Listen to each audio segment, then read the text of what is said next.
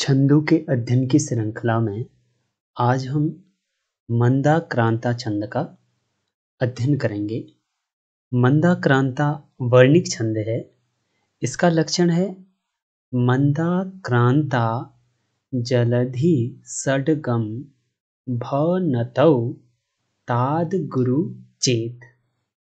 अब क्या करें कि मंदाक्रांता उसे कहा जाता है जिसमें सबसे पहले क्या है, मगण आए, और फिर क्या आए, भगण आए, फिर क्या आए, नगण आए, फिर क्या आए, तगण आए, फिर क्या आए, फिर तगण आए, और फिर क्या आए, दो गुरु जिसमें आए, तो उसे हम क्या कहते हैं, मंदाक्रांता छंद कहते हैं।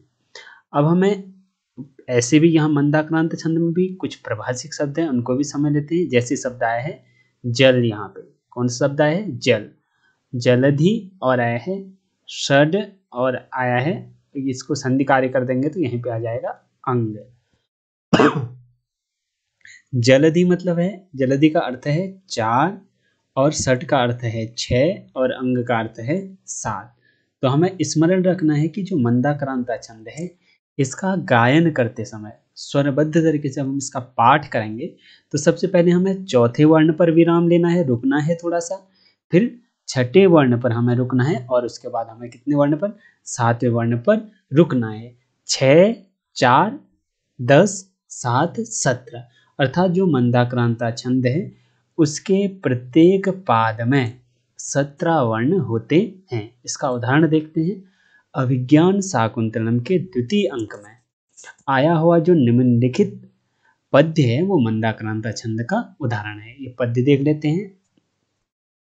अध्याक्रांता वसति रमुनाप्याश्रमे सर्वभोग्ये रक्षा योगादयमपि तपः प्रत्यहं संचिनोति स्रस्यापि ध्याम स्पृशति वसिनश्चारण द्वन्द्वगीतः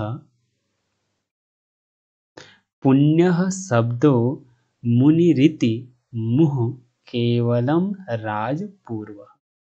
अब इसका जो हिंदी अर्थ भी सामान्य सा नीचे दे दिया है, आप उसे भी देख सकते हैं।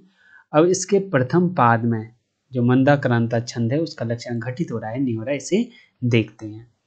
अ ह्रस्व है, लघु के चिन्ह से युक्त होना था, किंतु आगे आधा ध वर्ण आ गया है, व्यंजन वर्ण, तो इसीलिए इसे हम क्या करेंगे, गुरु के चिन्ह से युक्त करेंगे। अब यहाँ पे या, ये क्या है, दीर्घ है, तो इसीलिए गुरु के चिन्ह से युक्त किया है। क जो आधा क है, और रा है, जो रा है वो क्या है, दीर्घ है, तो इसलिए इसे हम क्या मानेंगे, गुरु मानेंगे। ता ये क्या है, गुरु, दीर्घ है, इसलिए गुरु के चिन्ह से युक्त है। व ह्रस्व है, इसलिए लघु के चिन्ह से युक्त है। स भी ह्रस्व है, इसलिए लघु के चिन्ह से युक्त है। ती भी ह्रस्व है, इसलिए लघु के चिन्ह से युक्त है।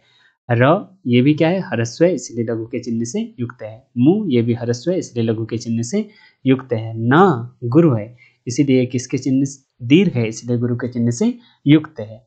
अब यहाँ पे या, ये क्या है, या जो है ये भी दीर्घ है, इसलिए गुरु के चिन्ह से युक्त है। यहाँ पे जो स्र है, ये क्या है, स्र, अब हमें आवश्यकता यहाँ पे लघु की है, इसीलिए ये स्र, क्योंकि सौधन र से मिलकर संयुक्त व्यंजन को हम गुरु मानते हैं, लेकिन स्र को हम सिर्फ र को आधार मान करके हम इसको क्या मानेंगे, लघु मानेंगे। में ये क्या है, दीर्घ है, इसलिए इसे गुरु के चिन्ह से युक्त किया है। स ये ह्रस्व था, ह्रस्व है, लेकिन इसके आगे आगरा क्या है, र है, तो इसलिए क्या हो गया है, गुरु के चिन्ह से युक्त हो गया है। अब यहाँ व शेष रहा, व ह्रस्व है, इसलिए लघु के चिन्ह से युक्त है। भो, ये जो भो है ये क्या है, दीर्घ है, इसलिए इसे गुरु के चिन्ह से युक्त किया है। ये भी दीर्घ है, इसलिए गुरु के चिन्ह से इसे युक्त किया है।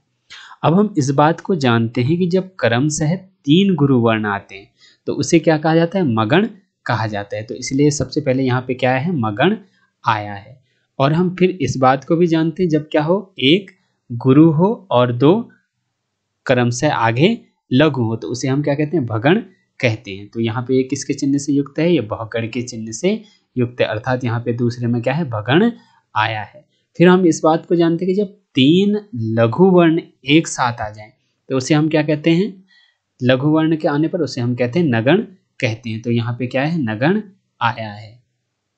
और फिर आगे देखते हैं, गुरु है, फिर क्या है, गुरु है और फिर लघु है। जब 2 गुरु और एक लघु क्रम से आते हैं तो उसे हम क्या कहते हैं, तगण कहते हैं। तो यहाँ पे क्या है, तगण आया हुआ है। इस बात को हमें स्मरण रखना है। अब फिर आया है 2 गुरु और एक लघु, अर्थात फिर क्या आ गया है, तगण आ गया है। और फिर क्या है, अंत में 2 गुरु वर्ण हैं।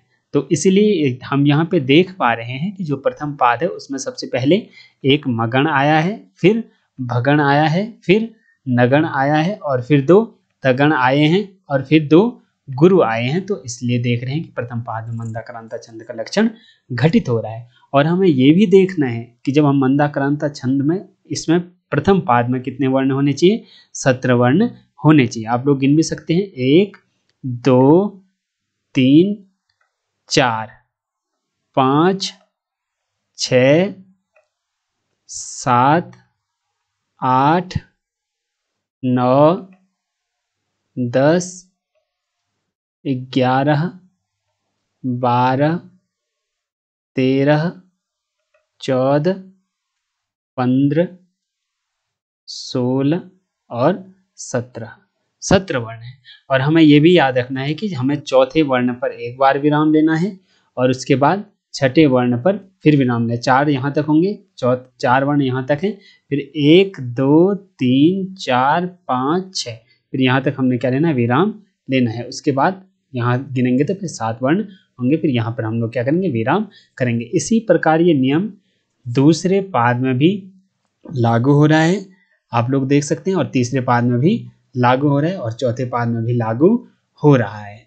अर्थात ये जो पद्य है ये किस छंद पे निबद्ध है, ये मंदाक्रांता छंद पे निबद्ध है। इसका सामान्य सा हिंदी अर्थ आप लोगों को, इसका उदाहरण याद रखना है और इसका लक्षण आप लोगों को याद रखना है, जो कि आपकी परीक्षा में आपसे पूछा जाना है।